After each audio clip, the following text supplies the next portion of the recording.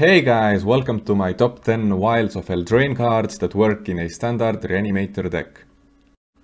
At number 10 we have Bramble Familiar, a 2/2 mana elemental raccoon that lets you tap for a green mana, and it also lets you discard a card and return it to your hand. So in Reanimation we usually need a mana ramp and also a discard ability to get all your big hitters to the graveyard.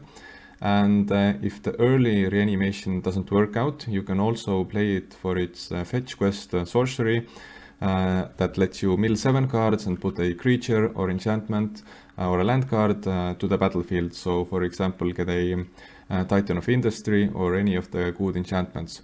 So it's kind of janky, but it does its job, so that's at number 10. Next up we have Eerie Interference, and at first glance you might think that what does this do with Reanimation? Well, survival is a big part of Reanimation, so getting this cast on turn 3, if your opponent is really aggressive, for example mono red that we see every day, or soldiers or humans, it lets you live another turn, and this might be the difference of living and conceding. And turn 4 you might have a sweeper, and it just lets you live another turn, which is really important, so I'm eager to try this out as well.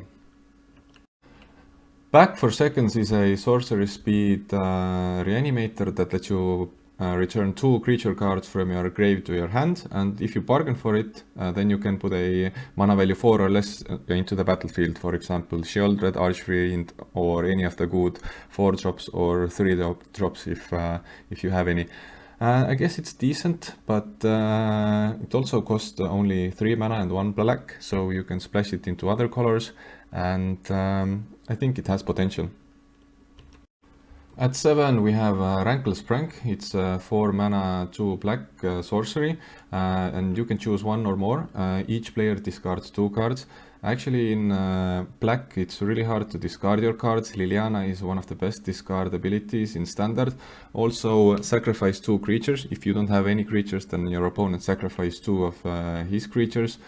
Usually it's not the best ones, but its sacrifices nevertheless. And also you can finish the game if opponent has not so much life, so it deals 4 damage as well, and you can get your big cards to your graveyard, so I guess it's decent.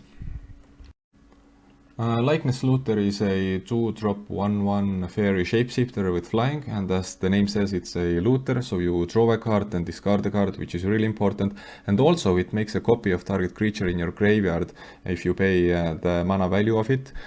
For example, you can make it a Archpriest that gets a backup token and get a creature back from your graveyard. It's that simple, and also great with since it has flying, it's also great with Kaito, so very good.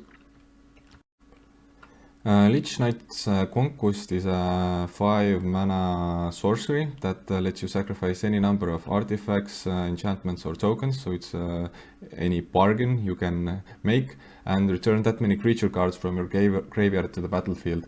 So a few problems with that: you need those bargain tokens in order to activate it, so you need in the early game a lot of enchantments and tokens on the field in order to make full use of it. So reanimating 2 or 3 big hitters, Atraxas, whatever, is definitely doable. It's also 1 black mana, so it's really splashable into many other colors, so definitely a cool card.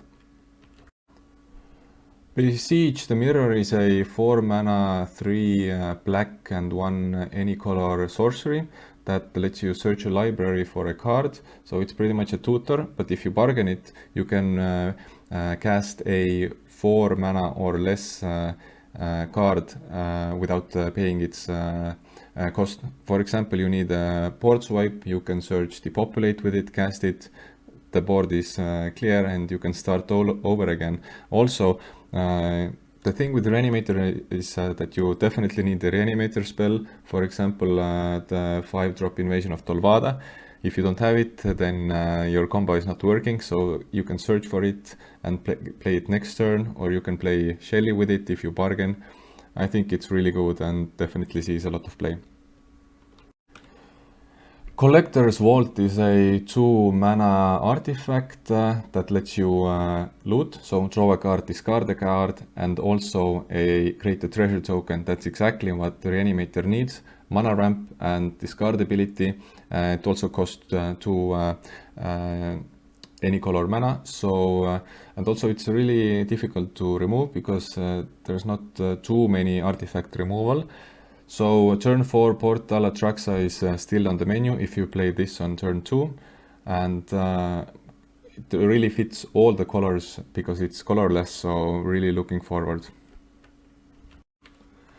Second place we have Virtue of Persistence. That's a 7-drop enchantment that reanimates a creature from a graveyard, so it can be your opponent's graveyard as well.